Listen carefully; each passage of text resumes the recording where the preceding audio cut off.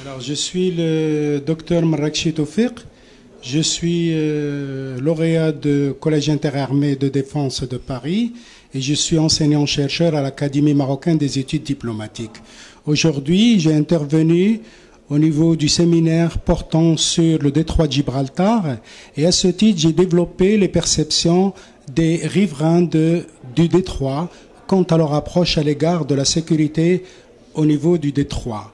J'ai parlé d'abord des États-Unis qui se sont installés depuis leur débarquement au Maroc le 8 novembre 1942 et qui depuis se sont installés au Maroc et à partir de 1953 en Espagne et ils occupent les deux rives du détroit de Gibraltar. Et j'ai parlé aussi de leur stratégie, de leur présence en Méditerranée. Après, j'ai parlé de la vision et la perception britannique quant à son approche à l'égard du détroit, étant qu'elle qu'elle s'installe à Gibraltar.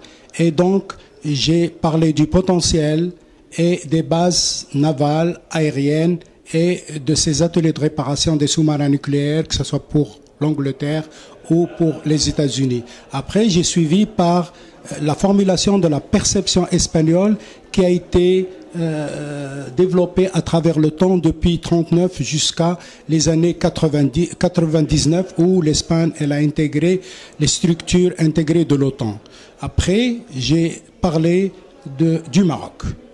Lequel Maroc, dans son discours, rappelle toujours que le détroit de Gibraltar et les deux façades maritimes, atlantiques et méditerranéennes de notre pays, le Maroc cherche à les développer, à les sécuriser. Donc, il a fait ça à travers la valorisation de l'espace sud de Gibraltar par le projet structurant de Tangemed et puis par le développement des capacités opérationnelles de la Marine royale, la création de la base navale de Qsr Sghir qui vient d'être opérationnelle depuis 2016. Et enfin, j'ai parlé de l'OTAN et sa présence avant la guerre froide, après la guerre froide et aujourd'hui dans le cadre de la gestion des crises et dans le cadre de la surveillance de l'arsenal militaire naval soviétique,